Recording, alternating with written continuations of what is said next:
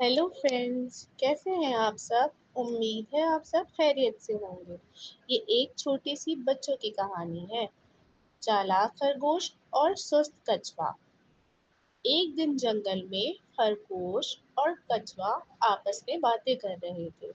खरगोश ने कहा, मैं इतना तेज दौड़ सकता हूँ कि कोई भी मुझे हरा नहीं सकता। कछुआ मुस्कुरा कर बोला, अगर ऐसा है तो आओ, मेरे साथ दौड़ लगाओ। खरगोश हंसने लगा, हा हा हा, तुम मुझे दौड़ में हरा दोगे? ये नामुमकिन है। लेकिन फिर भी दोनों ने मुकाबला तय किया। जंगल के सब जानवर इकट्ठे हो गए ताकि दौड़ देख सके। दौड़ शुरू हुई तो खरगोश तेजी से आगे निकल गया।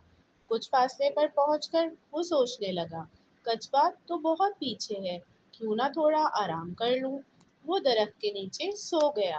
दूसरी तरफ कछुआ आहिस्ता आहिस्ता चलता रहा, ना रुका ना सोया। आखिरकार वो मंजिल तक पहुंच गया।